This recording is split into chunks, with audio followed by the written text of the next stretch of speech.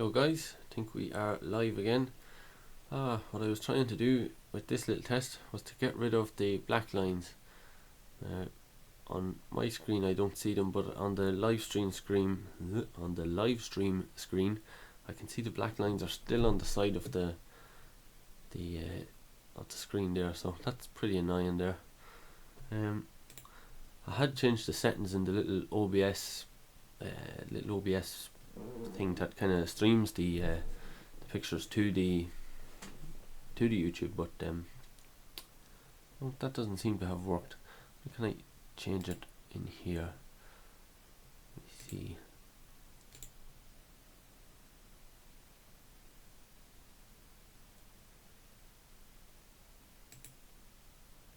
What does that do? That doesn't seem to have done anything. I'm just trying to change around the settings here for to stretch the screen and center the screen. That doesn't seem to be working for me. For whatever reason, I'm missing that extra little bit on the edge there.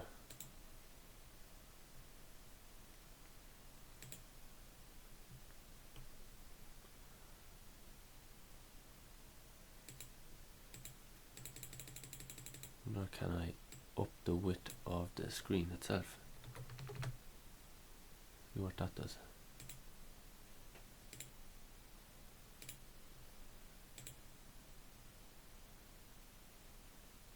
Nothing apparently.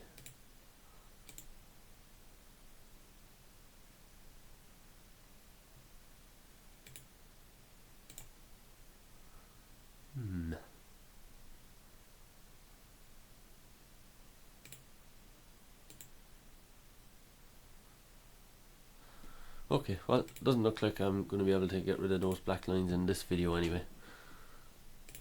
We have one guy watching, Model Farmer, how are you doing? So, ooh, it says that our stream health is bad. I don't know if that's affecting what you guys are seeing there, but could be because I was playing around with the settings there. That might have been the reason for the bad stream rate. Hopefully we'll be alright. Anyway, what I wanted to talk about today was just this little board. This is just a picture of it I have here, and basically if you see the way I designed it, I was thinking that I'd be soldering the wires in, and I chose 1.27mm pin space in here because that's the pin spacing you get with ribbon cable. So if you bought ribbon cable and you were to connect it to 2.54mm header, you would have 1.27mm spacing between the wires. So I thought that would be really easy to wire it in, and it is quite easy to wire in that way. But the only issue really is that I can't really plug anything in and out here, so I kind of have to solder it. And then when you get to things like this, I have the pins so close here that it's getting pretty awkward to solder between the wires here without them jumping over. So while I don't really have any trouble doing that myself, it's not really that inconvenient. But if I wanted to sell this to someone, like, I have to understand that it's not everyone who can solder that close carefully. Not everyone has a fine tip soldering iron or can't really do that. So I had been looking at the time. I had been looking for 1.27mm header, but it's a funny thing when you're looking for headers on websites like Farnell and Radionics, on professional websites. It's kind of hard to link up the header that goes in the board with the connector and the little contacts that go on the wires themselves, because for some reason they split them all up, and that leaves things pretty difficult. So I normally, if I'm dealing with 2.54mm, I use DuPont connectors. Let me pull over a screen here and I'll show you. DuPont connector. So a little connector like this, right? So if you go on eBay, you can get this little contact, and you can get the pins, and the male pins and the female pins. All you have to do is hook these up to the wires, push them into this little connector, and and then you get you get perfect little contacts there to use the standard 2.54mm header like this here. And because you can get so many different sizes of this, there's nearly nothing you can't wire up. You can get 3-pin for servos, 2-pin for motors. You could get your 5-pin, even your FTDI cable normally comes with a DuPont connector, so they're pretty ideal from that kind of a perspective. But there's nothing really like that I've found in 1.27mm. Maybe some of you guys have found it, so you could let me know. I'd very much appreciate links to that. But at the time when I was designing this little board, I couldn't really find anything, and I was kind of under pressure to get the boards done for the controllers, so this kind of got left to one side. And as a result, the space in here is not perfect when you want to get connectors. Like, you'd never get a connector that'd fit in there really easily. So well, maybe if there was connectors like the DuPont connectors, you'd probably get them spaced in there alright, but in general, normally the connectors, I don't know if I could get a picture. Yeah, I was looking at ones in IC Station. Let me just flick here. I ordered some of these to test them out, how they did work. Should have had this set up before I started streaming, I guess. But I only discovered these the other day. I got an email, one of these kind of new things to the catalogue type emails that you get from IC Station after you buy some products, or you sign up to. Maybe I signed up to it, I'm not sure. But I get the email, and in the email was a link to some of these products, and that's how I ended up here. But if you see this connector, there's this plastic frame around it, and that connects into this. This is the part that the wire goes into, and there's a big frame around that. So if you come with how do I get rid of this? If you go into this with this type of well, I don't know, this type of header, I suppose. If you have this type of header and you come onto your board, then you need a good bit of space around each of these pins to accommodate that.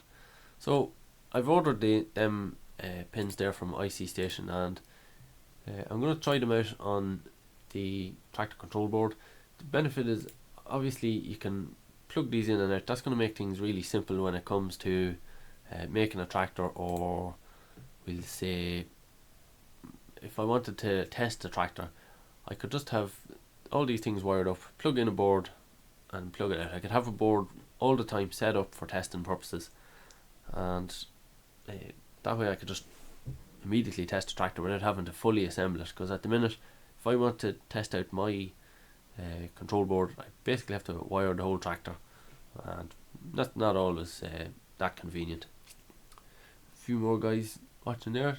We have 2 people watching, so hello to Epic Gamer and Tommy Second Space. Thanks for tuning in. So let me see. So that was the control board. Very simple. Well, simple issue, but it really kind of a real hindrance to the design process if you don't have it right. And I kind of rushed that a little bit, I suppose. But in the next version, if these headers that I'm buying, if they work out, then I'll have everything spaced out so that it'll suit those headers in the future. I have another little folder here. This is the board for the excavator. So the difference with this board is the tractor board is double sided, so I have components on the top and on the bottom. So no matter what I do, them little frames around the headers are always going to hit some of the components. This, on the other hand, the excavator board, all the components are on the top of this board.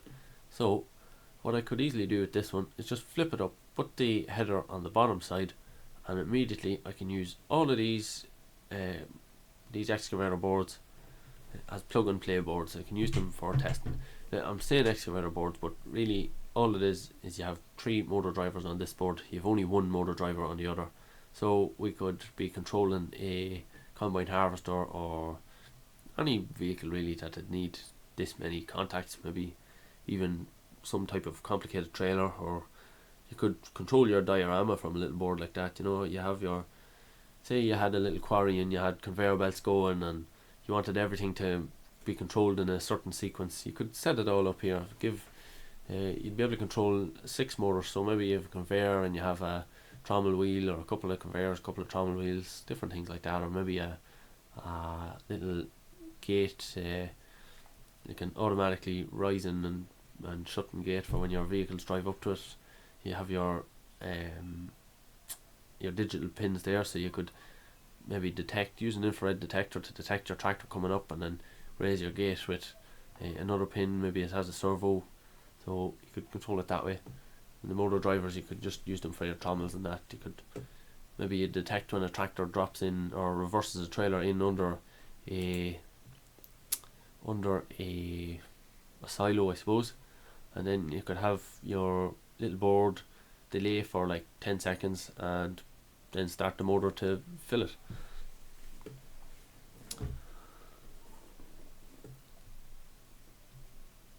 I've only used one of these boards so far. It's in the PC 400, so that worked out pretty good. I don't think there's any problems with this board. I wouldn't have to really redesign it too much, I don't think. If I was doing it again, I'd probably just move these pins out a little bit so that I could get those headers in on the top. Not that it needs it really, but I think it would just look a little bit nicer if it was that kind of size. I was really stuck for space with the other board, with this one here for the tractor, because I was trying to keep it as small as an Arduino Pro Mini, but it's kind of tricky when you're putting in all these extra components, and you still need your connector here for your programming it, your FTDI. Then you need your contacts for your NRF radio module. So it's not that easy of a board to design, and that's why I had to go with the double-sided. You always kind of want to do single-sided, because then it's easier to get the thing manufactured. If you ever got to bulk manufacturing the thing, you'd be able to do it much easier with a pick and place machine. So here's the underside of the board. You'd get the header contacts in there alright, I'd say, but in here it's just so tight it probably wouldn't get anything on there. This one, well, that's the radio module, so you wouldn't really be using a header. Well, I suppose you could use a header contact for that, but you'd probably just wire the NRF straight to that normally. If you were using a 2.54mm header, but the NRF modules themselves are 2.4. If you were using this kind of header, you'd just use let's see.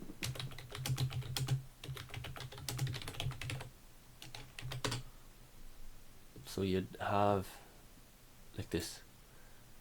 You'd have your male header pin like that, and then you'd have a strip of female header pin, and all you do is cut this. Say you wanted 4 pins, so you'd count along to 4, and then you'd cut on the 5th pin and just tidy it up then after that with your pliers. That's what I do anyway.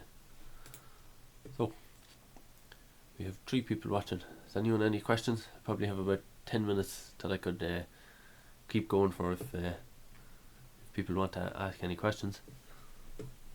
But it's quite annoying that the screen didn't work the way. I thought I had got this OBS thing sorted out.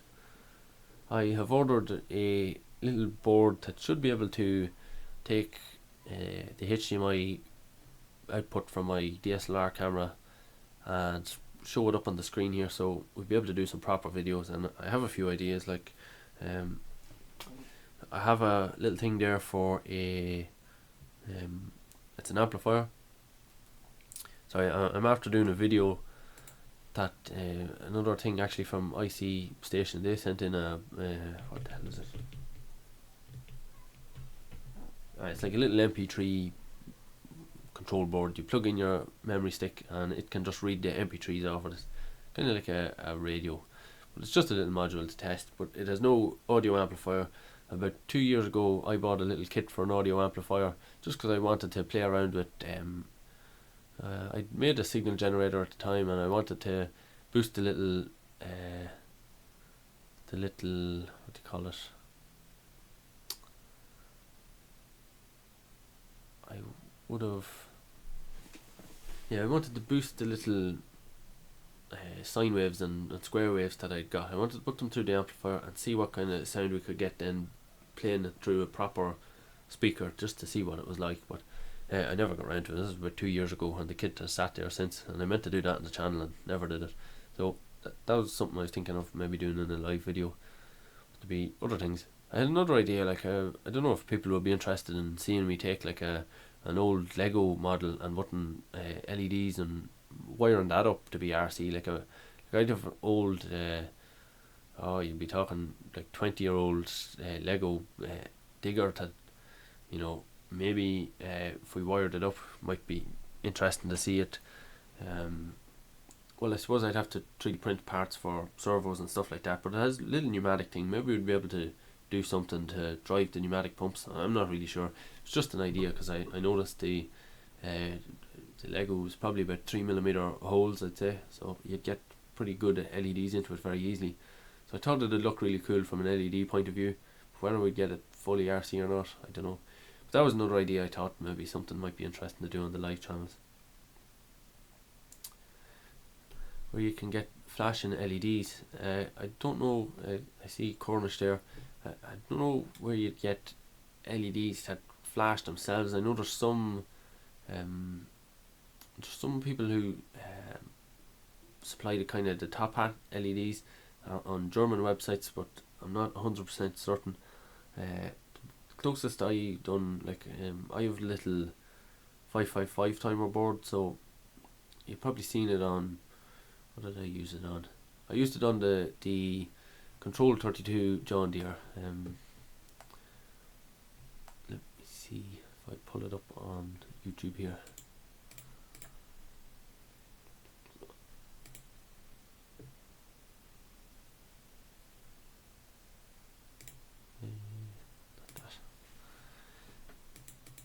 Like, it just alternated the LED, so it's probably not what you're looking for. I think you're talking about like a little LED that looks like it's circle around nearly. It's flashing in a proper circle like a real. You do have it there somewhere.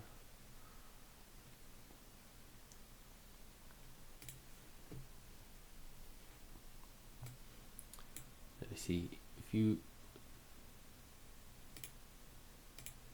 Oh no, that's not it. No, I thought I had the John Deere there. No, that's not it. Oh, it's not a John Deere, it's the Fendt 936, isn't it, or 930 that I used it on.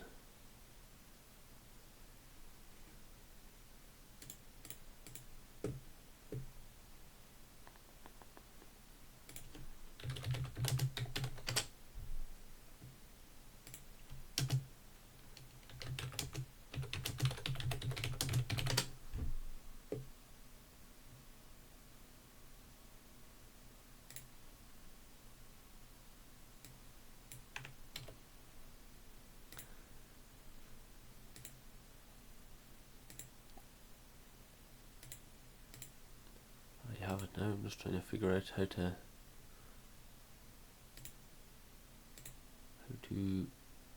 show this.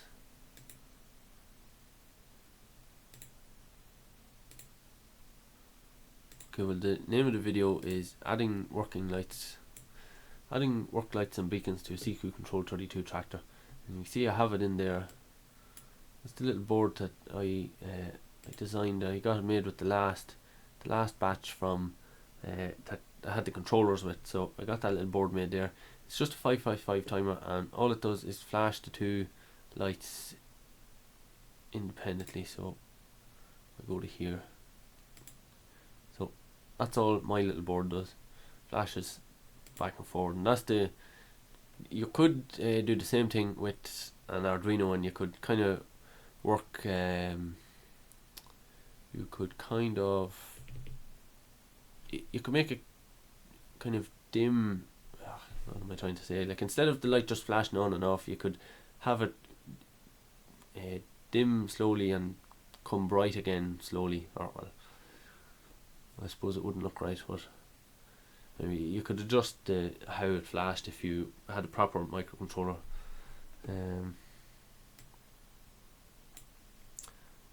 Tommy Second Space. Let me see what he has here.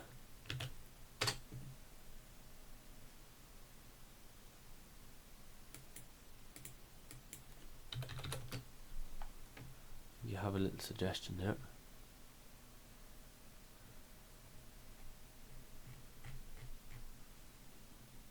I haven't I've never seen a little flashing like that. It has.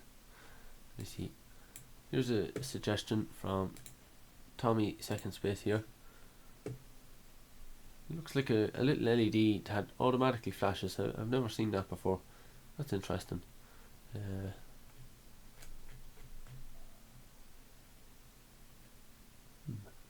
have to look into that, because if that's the case, that makes things much easier when you're trying to do beacons for a start. But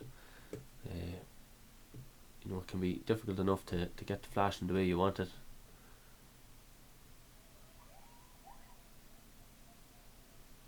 See, sorry, I'm just reading your comments here. There's starting to be a lot of comments. A model steam engine. Okay, well, if your vehicle is that big, I would probably just get an Arduino Pro Mini. Well, I'm assuming it's a fairly big model. When you open up a RC or a model tractor, there's not a whole lot of space. But I'd imagine if you open up a model train, you'll be able to lift it off, and you'll be left with a big cavity. Then if you just got the... Ooh, my phone is ringing here. Sorry. Okay, that is kind of the end of my stream. I'm gonna have to go. Sorry about that.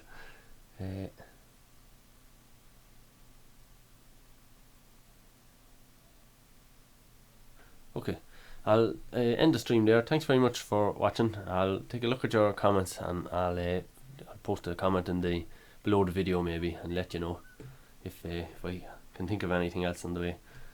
But thanks again for watching, and hopefully we'll have the proper camera sorted out soon enough.